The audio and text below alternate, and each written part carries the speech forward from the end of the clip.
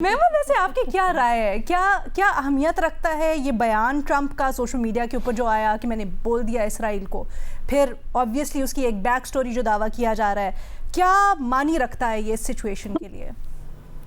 अच्छा रीना, पहली चीज तो ये है कि जो इजरायली जर्नलिस्ट हैं अहमद सेगल, उन्होंने इसके ऊपर जो है एक वर्जन दिया है और उन्होंने बेसिकली कहा है कि ये रिपोर्ट जो एक्सियोस की ये इनएक्यूरेट है क्योंकि ट्रंप ने ना तो कोई पर्सनल रिमार्क्स दिए जेल से रिलेटेड जो कि उसके अंदर रिपोर्ट हुआ है, और ना ये कहा कि नेतन्याहू को जो है कोई ग्लोबली जो है नफरत की जाती है इजराइल और नेतन्याहू से। उनके मुताबिक एक टेंस फोन कॉल जरूर थी और उसकी वजह जो थी वो ये कि ट्रंप को लगा कि नेतन्याहू जो अपनी सोशल मीडिया पोस्ट के ऊपर बात कर रहे हैं वो ये इम्प्लाई कर रहे हैं कि कोई सीज फायर नहीं होगा और जंग फुल इंटेंसिटी से जो है वो चलेगी, जबकि नेतन्याहू को ये लगा कि ट्रंप जो है वो अपनी पोस्ट में टोटल सीज फायर की जो है वो बात कर रहे हैं। तो वो ये भी कहते हैं कि ट्रंप ने कहा है कि इजराइल को जो है वो अपना दिफा करना, वैसे इजराइल को यानी कि डिफेंड करना जो है हमारे लिए मुश्किल होता जा रहा है, जो भी करता है उससे जरूर लोगों को नफरत होती है, लेकिन एंड पे यही कहा कि बैरूत की जो स्ट्राइक्स हैं उनको आप होल्ड ऑफ कर लें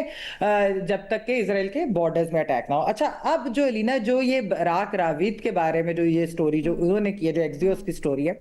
उसके ऊपर ये कि वो तो अक्सर ऐसी स्टोरीज करते हैं। ये क्यों खाली उन्होंने ट्रंप के और नेतन्याहू के बारे में नहीं की, उन्होंने ऐसी स्टोरीज जो है वो बाइडन के टाइम में भी की हुई थी कि बेसिकली कि वो बाइडन ने अल्टीमेटम दे दिया नेतन्याहू को और Biden is running out of patience on गजा,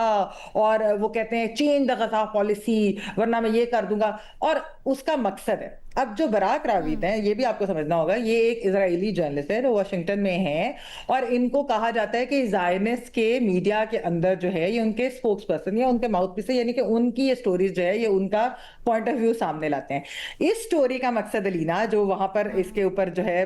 बात भी हो रही है कि ये क्यों आई इस तरह की स्टोरीज जो कि जी बड़ी सख्त है और इतना सख्त स्टांस लिया और ट्रंप ने बुरा भला कहा नेतन्याहू को।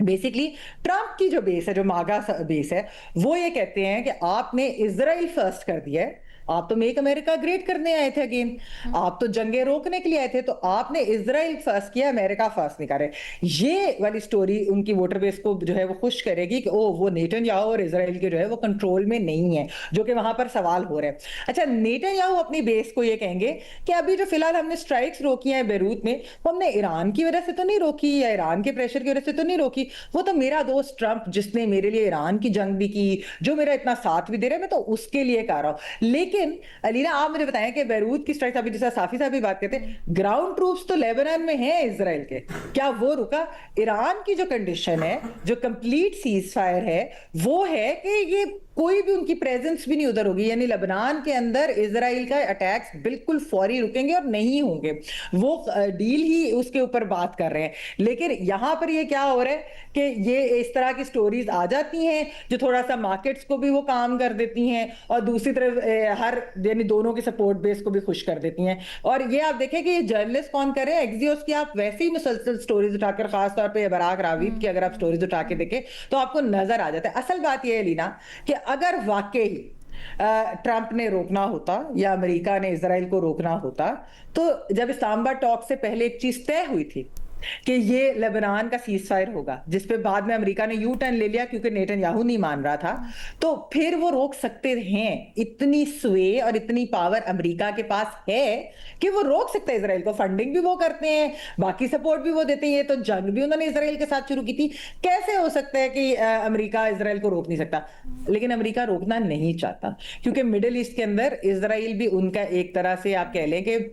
उनका वेपन भी है, उनका एलाई भी, उन्हीं का जो है वो। And as a matter of fact जब हम बात कर रहे हैं उससे थोड़ी देर पहले ये दावा भी किया गया बैनुल-अक़वामी मीडिया की तरफ से कि इसराइल ने लेबनान के अंदर मजीद हमले किए हैं। जी बिल्कुल, ये ट्रंप के ट्वीट और बात के बाद ही बस स्टोरीज ऐसे ही हैं, आप इनको फेस वैल्यू इनका मकसद, हाँ, या ये समझ ले कि ये उनका मकसद बेसिकली एजेंडा है और वो नेतन्याहू और ट्रंप के दोनों के एजेंडास को सूट करती है स्टोरी।